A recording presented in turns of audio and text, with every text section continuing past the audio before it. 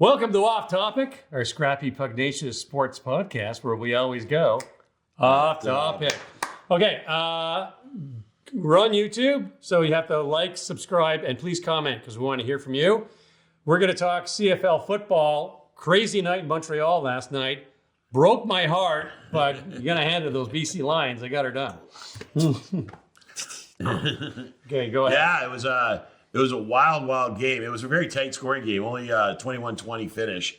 But the finish was immaculate. It's awesome. It was really exciting. BC's down 18-20. Time's ticking away. They got time for a play. They're trying to get into field goal position. Rourke hits his receiver. And the receiver, I can't remember which one it was Number here. 86? Number 86. We can't read the number. Drops to the ground and gets 0.2 seconds on the clock. 44-yard field goal attempt. Sean White comes out and he kicks it. This guy's a legend. I mean, Sean White in the CFL football hardly ever misses a kick, right? And the guy did it last night again. He was just unbelievable. It was a really exciting finish. Montreal was up most of the game. Tyson Philpott opened the scoring. Oh, what a touchdown by him too. I Knocks mean, off like two or three blockers or defenders and high steps out of a tackle. just runs it in. It was really good. And here's the funny thing is, I haven't watched him do that since he was about 8 years old. Oh, yeah. You know, like in Delta. community football, North Delta, Yeah. he would do that all the time.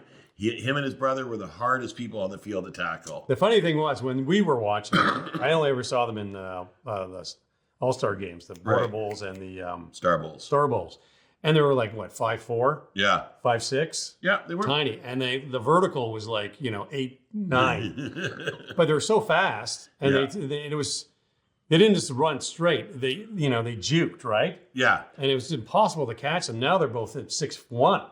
Well, they're a lot taller now. They're just as fast as they always were. The key is that they understand angles. Yeah. And I think this is something that they really get about the game is when you're running, and if you're running straight, someone's going to catch you, Yeah. right?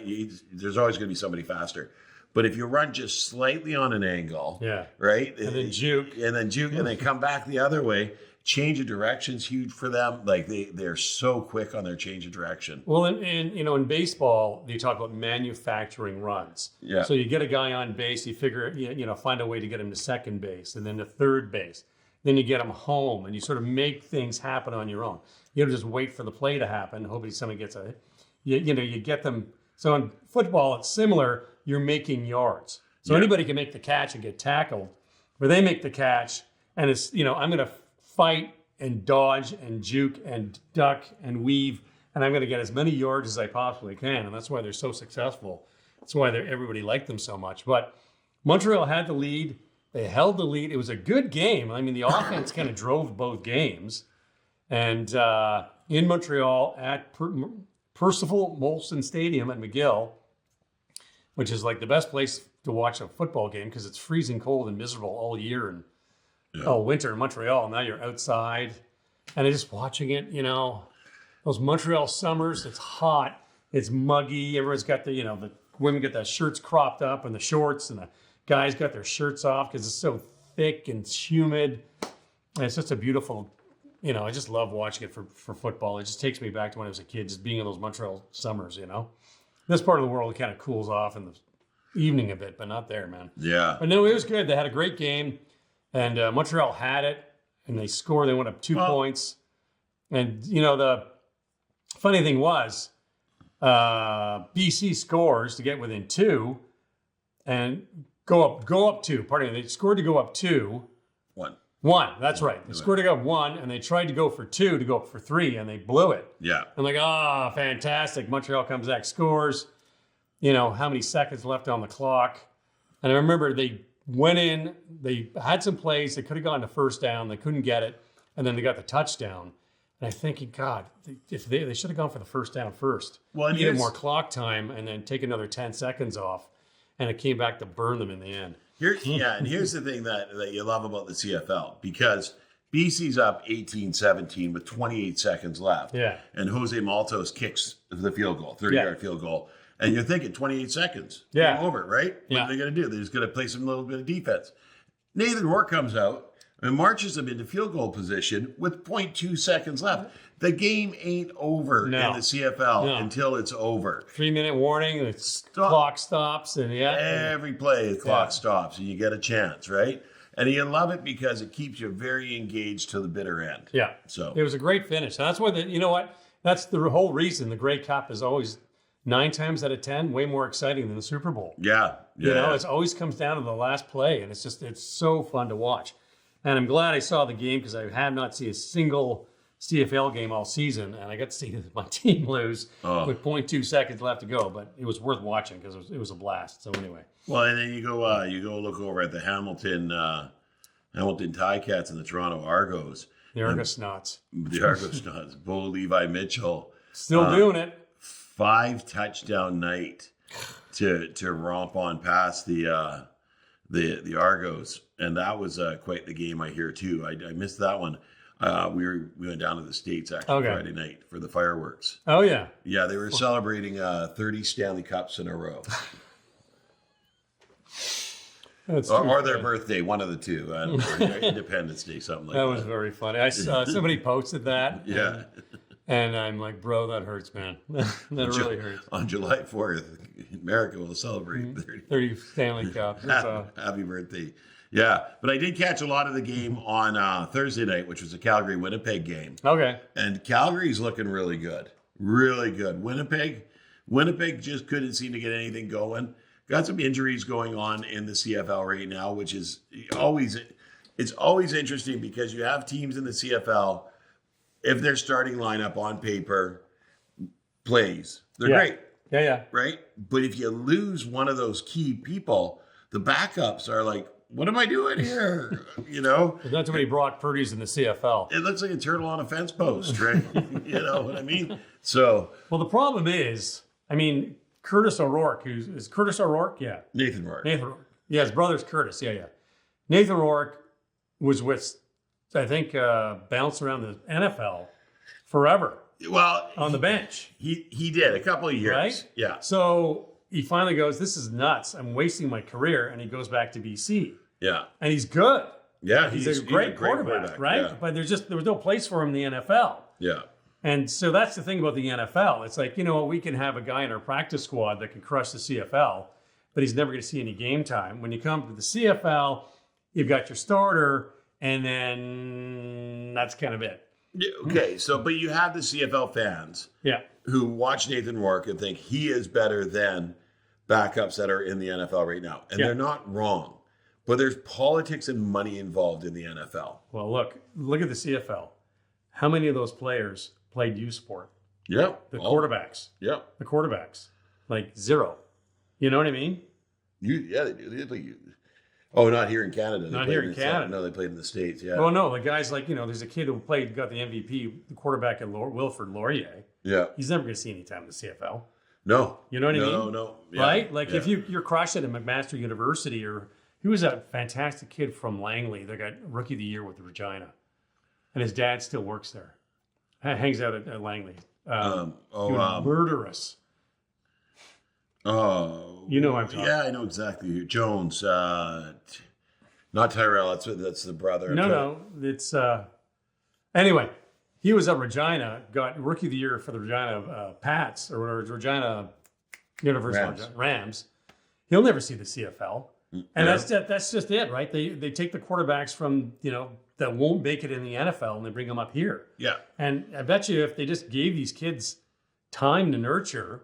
Bo Levi Mitchell's in his twilight, right? Yes. Like he's in his twilight. He's been playing like 15 years.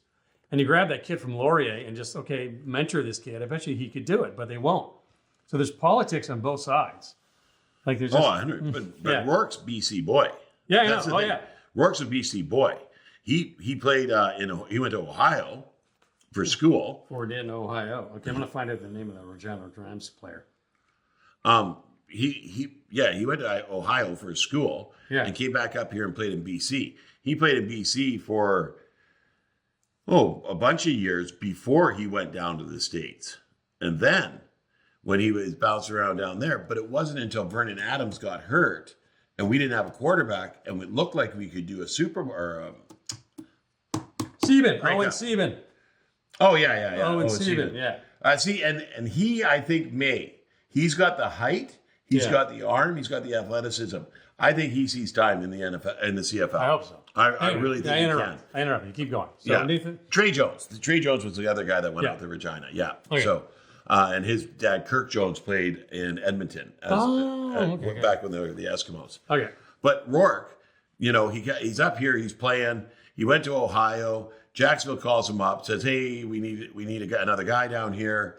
We're going to pay you 4 times as much as you're going to make just on a practice squad. Yeah. Right? Come on down and work with it." And he did. He worked with it, and he looked good. He started a preseason game. He looked good. He looked like he fit. But he's not bumping any of these guys that they drafted and paid signing bonuses to and gave rookie contracts to. He's not bumping them out of a roster spot as a practice squad, walk-on, minimum contract. Yeah. The politics there won't let it happen. No. He went into another place. BC was struggling. They called him up and they said, "Hey, look, you're a practice squad guy down there. We need you to come be a star up here." Yeah. And he said, "You know what? I'd rather be a star." He goes, "I've learned a lot here. I'd rather be a star." Yeah. Off he goes. So good BC boy, Victoria, BC. Come on back. And he's going to take us to the promised land this year. You know what? It wouldn't surprise me at all. Well, it would be 2 and 3. Come on. Well, it's early. It's just early. I know. Who cares? It's early. Yeah. Like, who cares how you start? I mean, all you got to do is make it into the playoffs. That's it. Yeah. You squeak into the playoffs. It's a whole new season. So you only got to win 4 games? Yeah. How many rounds in the CFL playoffs? Right? But let's talk about Owen Sieben, Okay. because I want to talk football intelligence. Football intelligence. Because this kid has it, and that's why he made Rookie of the Year. So I coached against him in a game, right? We would call him, Yep. and he would play. We're doing the Friday Night Lights in Chilliwack here. Yeah. And then, anyway, he would play, and he was like watching Patrick Mahomes live. Yeah. 100%. He did anything. He's going to rush the ball. They bring the defense forward. Defense from court. He throws 40 yards down the field. Touchdown. He was impossible to defend against. Go. So I'm coaching against him, right? And all my guys all the defensive players are like, "Oh, it's Sieben. He's going to throw. We got to stay back. We want to get a pick," right? My halfbacks kept dropping back, so he'd run 10 yards I know. and run out of bounds. I know. So he can't get hit. First down, up the field. First down, up the field. I'm yelling at them, "Move forward." But he's going to throw over top of me. He's going to run on you. You got to work with your corner there. Yeah, the intelligence of him, he reads that field, just like you said. Yeah. The defense comes up, he throws over their head. Yeah. Defense drops back, he runs forward. Yeah. Yeah, gets his 10 yards, and he goes out of bounds. This is the smartest play a quarterback can make. I love Josh Allen. I love watching a middle linebacker play quarterback. Yes. In Josh Allen. Like Jim Kelly. Yeah. Yeah, Jim Kelly, Josh Allen. These are big boys that are going to take the ball and just drive up the middle of the field for 10, 15 yards and take some bodies with them. But the majority of the quarterbacks run off to the sideline, right? And try and get as far up the field as they can and step out of bounds. And don't take that unnecessary hit, because they're going to get hurt and we need them on the field. The quarterback you need to have on the field. So it's very smart. And then this is where Patrick Mahomes was getting crapped on this year. Right. Because he'd run to the sideline, he was going to step out of bounds, so the defenders would pull up so they can get the penalty, and he'd take off up the sideline 10 more yards. Yes. Right? So now he's starting to put targets on these guys running to the sideline because he's playing these little head games with them. It's going to bite him. At one point, it's going to bite him. Nathan Constancio? Yeah. Constancio Constancio.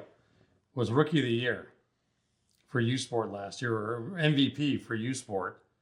And I'd like to see him in the CFL, but it doesn't work that way. They'd rather take a D2 quarterback from Youngstown State Yeah. and put him in there rather than some kid that started for 4 years at 17 Yeah. for the Rams or whatever. But yeah, Owen Sieben was a blast to watch and clean, right? Yeah. There's always a couple of players that are really good, but they're kind of dirty. And you just hated them, right? Even though they're like 15. Well, You have to like remind yourself they're 15. Yeah. They're just kids. It's just a game. Like, stop being so angry. But Owen Sieben was just a pleasure to watch. And I've met his dad a few times. And Ken's he's the a great nicest guy. volunteer. Just the nicest guy. He was up. He So both his kids are done community football. Yes. He's finishing up as a president of North Langley this year.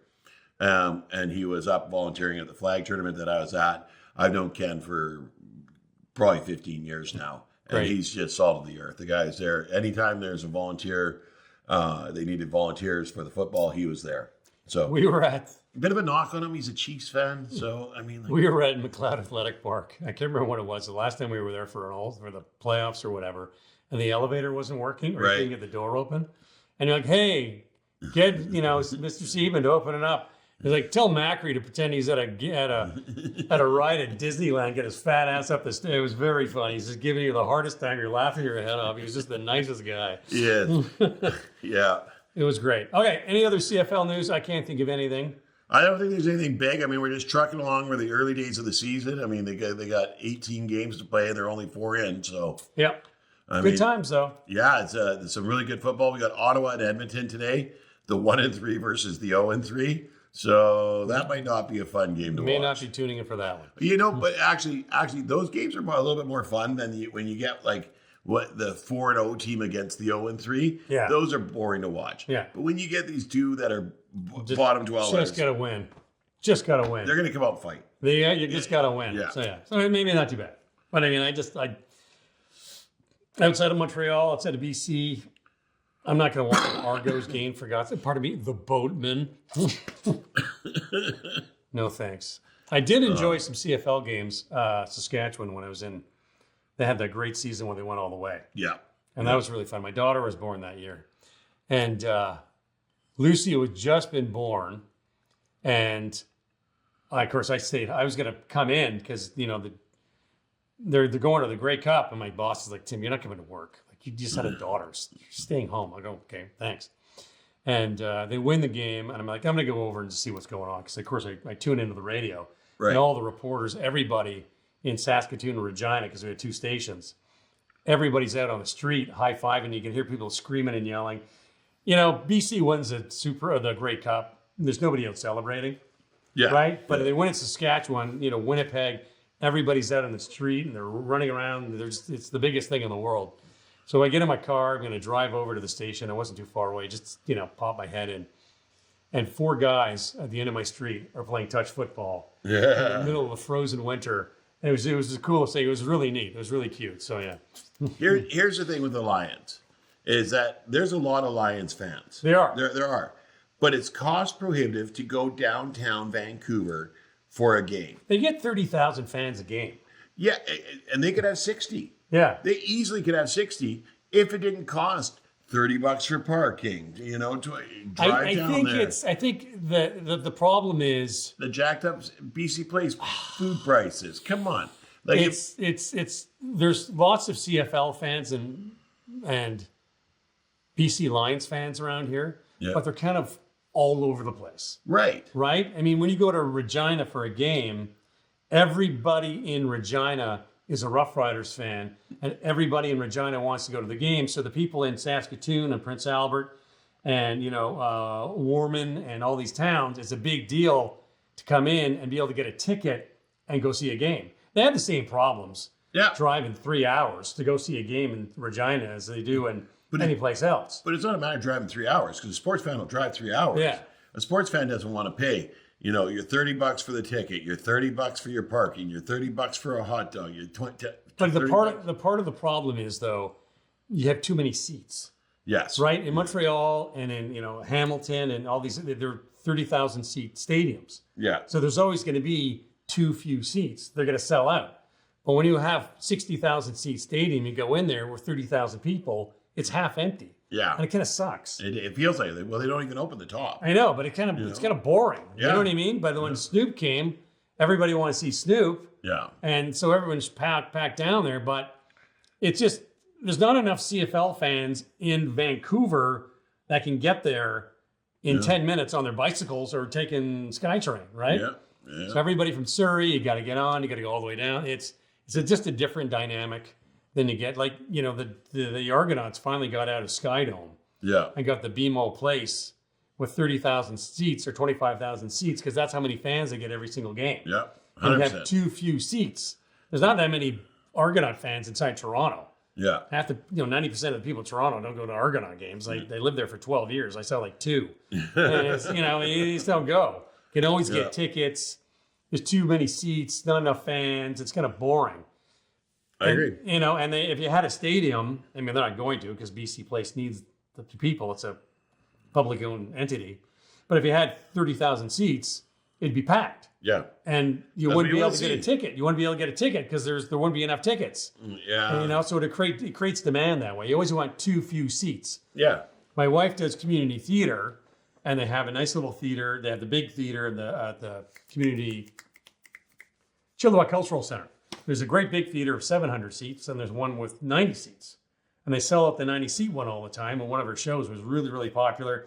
Hey, maybe we should add another week. And I said, no. You guys, you made your money. If you start doing that, you're going to lose money because it's going to be half empty for the last week. Yeah. You want too few seats. If you keep it this way so people can't get in, and then they're really hungry to get a line up and get the tickets for next week, right? Yeah. Or the next show. Tim's side job as a scalper. Well, no, you always want you do. You do, right? You just don't want like. No, I agree. I agree with you. Like it's what you want. You want the place full. Always. You want that atmosphere. Always. And you want a shortage of tickets, a great demand. Like Winnipeg, when the Jets came back, they built that new MTS Center, and the owner specifically went with it's one of the smallest rinks Yeah. in the NHL. They're like, why? It's like you can sell out 25,000 seats in Montreal, Toronto, no problem. Yeah. There's always going to be people from across Canada want to go to a Habs and Leafs game. Yeah. The Jets, unless you're from Winnipeg, so you keep it 15 or 18,000, and you're selling out all the time, and you got that demand, right? So Yeah. yeah, there you go. And I went to that stadium, that Winnipeg Jets, and saw a game there, and it's very the atmosphere there. And this was actually the first year they were back. The Jets, yeah. Maybe the second year they were back. Sure. But the atmosphere was very electric. Yeah. Right. I hear it's not as great now. Well, It's they kind had of- that great playoff run, Yeah. and they got Jonathan Taves. Yeah. I'm right? gonna bring it up. So we'll talk about that later. But anyway, you always want too few seats, and that's the problem with BC Place. It's just too damn big yeah, I agree. for a CFL game. Like you're not getting at 60,000 at a CFL game, right? No. Montreal does it at the Big O in a playoff game, but regular season, people, especially when it's freezing cold all winter, you want to be outside. Yeah. That's why Molson Stadium, it was a fluke, and they killed it, and it works so well. All right. So anything else? Like, subscribe, and please comment. Anything you want to say, just tell me how good looking I am. I don't care. Just, Don't go the other way. He's very sensitive. That's right. Crying for days. Okay. That's it for us. Anything else you want to add? Nope, we're good. Wayne, anything? He's good. No. No. Okay. Thank you for tuning in to Off Topic with Tim and Matt, our great little sports podcast where we always go off topic. Alouettes.